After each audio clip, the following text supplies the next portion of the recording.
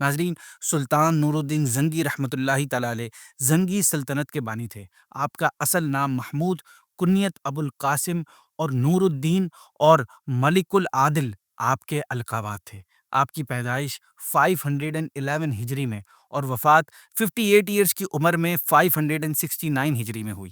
آپ کی پرسنالٹی کیسی تھی، اس کا اندازہ آپ اس بات سے لگائیے کہ تاریخ اسلام کے مشہور اور بہت بڑے ہسٹورین امام ابن اثیر نے لکھا ہے کہ میں نے اسلامی دور کے حکمرانوں سے لے کر اپنے وقت کے تمام بادشاہوں کی ہسٹری کو پڑھا، اور اس میں خلفائے راشدین اور حضرت عمر بن عبدالعزیز کے سوا سلطان نور الدین زنگی سے زیادہ بہتر حکمران میری نظر سے نہیں گزرا۔ ناظرین، آپ رحمۃ اللہ تعالی علیہ نے اپنی ساری لائف عوام اور قوم کی خدمت میں گزاری۔ آپ عوام کے مسائل خود سنتے، دمشق کے لوگ آپ پر اپنی جان نثار کرتے تھے، آپ عوام کے دلوں میں بستے تھے۔ لوگوں کو آپ سے کتنی محبت تھی، اس کا اندازہ آپ اس بات سے لگا سکتے ہیں کہ سن 552 ہجری میں جب آپ بیمار ہوئے تو ایک ہسٹورین علامہ ابن کثیر اس ہجری کے واقعات بیان کرتے ہوئے کہتے ہیں کہ نور الدین زنگی بیمار ہوئے تو پوری سلطنت شام بیمار ہو گئی، اور جب اللہ کریم نے آپ کو صحت عطا فرمائی تو لوگوں میں شدید خوشی کی لہر دوڑ گئی، گویا کہ سلطنت اسلامیہ میں ایک بار پھر جان آ گئی۔ ناظرین، آپ ایک عظیم الشان سلطنت کے مالک ہونے کے ساتھ ساتھ ایک اچھے مسلمان بھی تھے، جن کی راتیں مسلح پر گزرتی تھی اور دن میدان جہاد میں۔ آپ کی رات کا اکثر حصہ عبادت اور مناجات میں گزرتا تھا۔ رات میں آپ کی روٹین یہ ہوا کرتی تھی کہ آپ عشاء کے بعد نوافل پڑھتے اور پھر پیارے آقا صلی اللہ علیہ وسلم پہ کثرت سے درود شریف بھیج کر تھوڑی دیر کے لیے آرام کے لیے لیٹ جاتے۔ کچھ دیر آرام کرنے کے بعد آپ پھر نماز تہجد کے لیے بیدار ہو جاتے اور پھر صبح تک عبادت میں لگے رہتے۔ اسی طرح ایک رات آپ اپنی ڈیلی روٹین کے مطابق نوافل اور وظائف سے فارغ ہوئے اور سو گئے۔ ادھر آپ کی سر کی آنکھیں کیا بند ہوئیں، دل کی آنکھیں کھل گئی۔ پیارے آقا صلی اللہ علیہ وسلم آپ کے خواب میں تشریف لائے اور خواب میں آپ کو بلو آنکھوں والے دو آدمی دکھا کر فرمایا کہ نور الدین، یہ آدمی مجھے ستا رہے ہیں، مجھے ان کے شر سے بچاؤ۔ یہ خواب دیکھ کر آپ گھبرا کر اٹھ گئے، پھر آپ نے وضو کیا، نوافل ادا کیے اور پھر سو گئے۔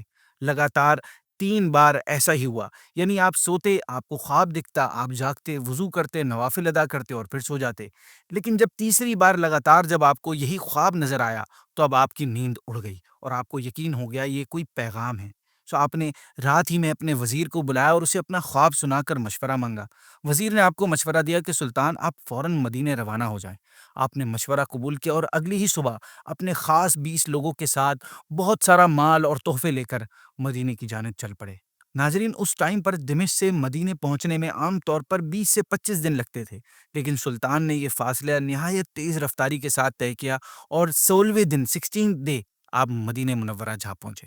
شہر سے باہر ہی آپ نے غسل کیا، پھر شہر میں داخل ہوئے، ریاض الجنہ میں نوافل ادا کیے اور روضہ رسول پر حاضری دینے کے بعد آپ مسجد ہی میں بیٹھ گئے۔ اعلان کیا کہ مدینے کے تمام لوگ مسجد نبوی میں آ جائیں کیونکہ سلطان تشریف لائے ہیں اور لوگوں میں نذرانے تقسیم کرنا چاہتے ہیں۔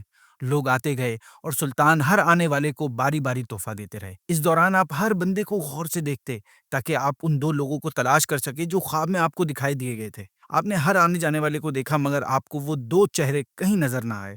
جب بہت تلاش کے بعد آپ کو وہ 2 لوگ نظر نہیں آئے تو آپ نے لوگوں سے پوچھا، کیا مدینے کا ہر شہری مجھ سے مل چکا ہے؟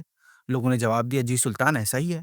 آپ نے ایک بار پھر پوچھا اور زور دے کے کہ کیا تمہیں اس بات کا یقین ہے کہ ہر شہری مجھ سے مل چکا ہے؟ تو اس بار لوگوں نے کہا، جی سلطان، تمام لوگ آپ سے مل چکے ہیں سوائے 2 آدمیوں کے۔ آپ نے ان لوگوں کے بارے میں پوچھا کہ وہ 2 آدمی کون ہیں اور وہ دونوں اپنا تحفہ لینے، گفٹ لینے کیوں نہیں آئے؟ لوگوں نے آپ کو بتایا کہ وہ دونوں مراکش یعنی موروکو کے رہنے والے ہیں۔ ان کے بارے میں بتایا گیا ہے کہ وہ نماز اور روزوں کے پابند ہیں اور بہت زیادہ متقی پرہیزگار ہیں۔ دن رات نبی کریم صلی اللہ علیہ وسلم پر درود و سلام بھیجتے رہتے ہیں اور ہر ہفتے مسجد قباء جاتے ہیں۔ اور یہ بھی بتایا کہ وہ بڑے ہی مہمان نواز ہیں، کسی سے کچھ نہیں لیتے بلکہ کثرت سے صدقہ کرتے ہیں، رات بھر عبادت کرتے ہیں اور دن میں پیاسوں کو پانی پلاتے ہیں۔ ان کی یہ خوبیاں اور اچھائیاں سننے کے بعد سلطان نے حکم دیا کہ ان دونوں کو بھی اپنا تحفہ ریسیو کرنے کے لیے فوراً بلایا جائے۔ ناظرین، ان دونوں آدمیوں کو جب سلطان کی طرف سے یہ میسج ملا تو انہوں نے جوابی پیغام یہ بھجوا دیا کہ الحمدللہ، ہمارے پاس اللہ کا دیا سب کچھ ہے، ہمیں کسی تحفے یا خیرات کی ضرورت نیڈ نہیں ہے۔ جب یہ جواب سلطان تک پہنچا تو آپ نے حکم دیا کہ ان دونوں کو فوراً پیش کیا جائے۔ جیسے ہی وہ دونوں آدمی سلطان کے سامنے پہنچے تو ان دونوں پر پہلی نظر پڑتے ہی ان دونوں کو آپ نے پہچان لیا۔ یہ دونوں وہی بدبخت اور دشمن تھے جن کے بارے میں پیارے آقا صلی اللہ علیہ وسلم نے خواب میں فرمایا تھا کہ یہ دونوں مجھے تکلیف پہنچا رہے ہیں۔ سلطان نے بہت مشکل سے اپنے غصے پر کنٹرول کیا اور ان سے پوچھا کہ تم کون ہو اور یہاں کیوں آئے ہو؟ انہوں نے جواب دیا، ہم مراکش کے رہنے والے ہیں، حج کے لیے آئے تھے اور اب روزہ رسول کے سائے میں زندگی گزارنا چاہتے ہیں۔ سلطان نے ان سے بار بار پوچھا لیکن انہوں نے کچھ بھی ایسا نہیں بتایا جس سے یہ اندازہ لگایا جا سکے، آئیڈیا لگایا جا سکے کہ وہ کس طرح آپ صلی اللہ علیہ وسلم کو تکلیف پہنچا رہے ہیں۔ وہ بار بار یہی بات ریپیٹ کرتے رہے۔ جب سلطان نے دیکھا کہ وہ اپنا جرم بتانے کے لیے تیار نہیں ہیں تو آپ نے ان سے سختی اور غصے سے پوچھا کہ جھوٹ بولنے سے باز آ جاؤ اور سچ سچ بتاؤ، تم کہاں سے آؤ اور تمہارا مقصد کیا ہے یہاں پر؟ ناظرین، جب انہوں نے سلطان کے غصے میں ڈوبی ہوئی سرخ آنکھیں اور گرجدار لہجہ سنا تو وہ سمجھ گئے کہ کچھ گڑبڑ تو ہے۔ انہیں اندازہ ہو گیا کہ ان کا راز فاش ہو چکا ہے۔ اب ان کے منہ سے الفاظ ختم ہو گئے اور سلطان کے سامنے اب ایک بھی لفظ بولنے کی ان کی ہمت نہیں ہوئی، تو وہ دونوں خاموش ہو گئے، کچھ بھی نہیں بولے۔ پھر سلطان نے لوگوں سے پوچھا، یہ کہاں رہتے ہیں؟ لوگوں نے بتایا کہ یہ روضہ نبوی کے بالکل قریب ایک گھر میں رہتے ہیں۔ آپ فوراً اٹھے اور انہیں اپنے ساتھ لے کر ان کے گھر میں داخل ہو گئے۔ سلطان کے حکم پر ناظرین، جب ان کے گھر کی تلاشی لی گئی تو وہاں سے ڈھیر سارا مال اور کچھ کتابیں ملی، مگر ایسا کچھ بھی وہاں نہیں ملا جس سے ان کا جرم پکڑا جائے، کوئی بات پتہ چلے۔ سلطان پریشانی میں ادھر ادھر ٹہلنے لگے اور چیزوں کو غور سے دیکھنے لگے۔ اسی دوران اچانک آپ کی نگاہ زمین پر بچھی ہوئی ایک چٹائی پر پڑی۔ جب آپ نے اس چٹائی پر زور سے قدم رکھا تو آپ کو کچھ عجیب محسوس ہوا۔ آپ نے چٹائی کو اٹھانے کا حکم دیا۔ جب چٹائی اٹھائی گئی ناظرین تو وہاں پر موجود تمام لوگوں کی آنکھیں حیرانی سے کھلی کی کھلی رہ گئی، کیونکہ ناظرین اس چٹائی کے نیچے ایک سرنگ تھی، ایک ٹنل تھا جو روضہ رسول صلی اللہ علیہ وسلم کی طرف جا رہی تھی۔ ان کا راز کھلنے کے بعد سلطان نے ان دونوں سے گرج کر کہا کہ اپنا منہ کھولو اور بتاؤ اس سرنگ کا مقصد کیا ہے۔ ناظرین، یہ دونوں جو دیکھنے میں بڑے نہایت پارسا لوگ لگ رہے تھے اور حقیقتاً یہ کرسچن تھے، اب ان نصرانیوں کے پاس سچ بولنے کے سوا کوئی اور راستہ نہیں تھا۔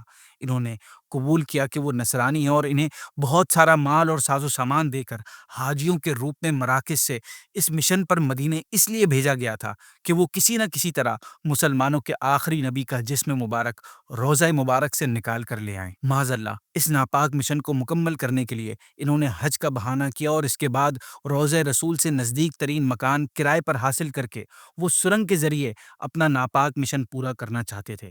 انہوں نے یہ بتایا کہ وہ ہر رات سرنگ کھودتے جس کا راستہ روضہ مبارک کی طرف جاتا تھا اور ہر صبح کھودی ہوئی مٹی چمڑے کے تھیلوں میں بھر کر جنت البقیع لے جاتے تھے اور اسے قبروں پر بکھیر دیتے تھے۔ انہوں نے بتایا کہ ان کا یہ ناپاک مشن ختم ہونے ہی والا تھا کہ ایک رات بہت تیز بارش کے ساتھ ایسی گرج چمک ہوئی جیسے زلزلہ آ گیا اور ان کا کام مزید ڈیلے ہو گیا، اور اب جب ان کا کام مکمل ہونے ہی والا تھا تو نہ جانے سلطان اچانک کیسے مدینے پہنچ گئے۔ ناظرین، سلطان نور الدین زنگی رحمۃ اللہ تعالی علیہ ان دونوں کی گفتگو سنتے جا رہے تھے اور روتے جا رہے تھے۔ آپ نے فرمایا کہ میرا کتنا اچھا اور بلند نصیب ہے کہ پوری دنیا میں پیارے آقا نے اس خدمت کے لیے اس غلام کو چنا۔ پھر آپ کے فیصلے کے مطابق ان دونوں بدبختوں کو ان کے سنگین جرم کی سزا میں موت دے دی گئی، اور ان دونوں کی موت کے بعد سلطان نے روضہ مبارک کی حفاظت کے لیے حکم دیا کہ روضہ نبوی کے گرد ایک گہری خندق کھودی جائے اور اسے پگھلے ہوئے سیسے سے بھرا جائے۔ سلطان کے حکم پر عمل کرتے ہوئے روضہ مبارک کے چاروں طرف اتنی گہری خندق کھودی گئی کہ زمین سے پانی نکل آیا۔ اس کے بعد اس میں سیسا بھر دیا گیا اور آئندہ کوئی بھی دشمن ایسی بری اور گھٹیا حرکت کرنے کے بارے میں سوچ بھی نہ سکے۔ ناظرین، یہ سیسے کی دیوار روضہ مبارک کے گرد آج تک موجود ہے اور انشاءاللہ قیامت تک قائم رہے گی۔ اس واقعے کی وجہ سے خصوصی طور پر آج بھی اہل اسلام سلطان نور الدین زنگی رحمۃ اللہ تعالی علیہ کا نام نہایتی محبت اور احترام اور رسپیکٹ سے لیتے ہیں، اور آپ کا شمار ان ہستیوں میں کرتے ہیں جن پر آپ صلی اللہ علیہ وسلم نے خود اعتماد کا اظہار فرمایا۔ سبحان اللہ، اور آپ کو یہ سعادت عطا فرمائی کہ آپ نے پیارے آقا کے جسم مبارک کی حفاظت میں اپنا ایک اہم رول پلے کیا، اور آپ نے پیارے آقا کی قبر مبارک کی حفاظت کے لیے ایسا اہتمام کیا کہ اب قیامت تک کوئی بھی دشمن اس طرح روضہ رسول کو نقصان نہیں پہنچا سکے گا انشاءاللہ۔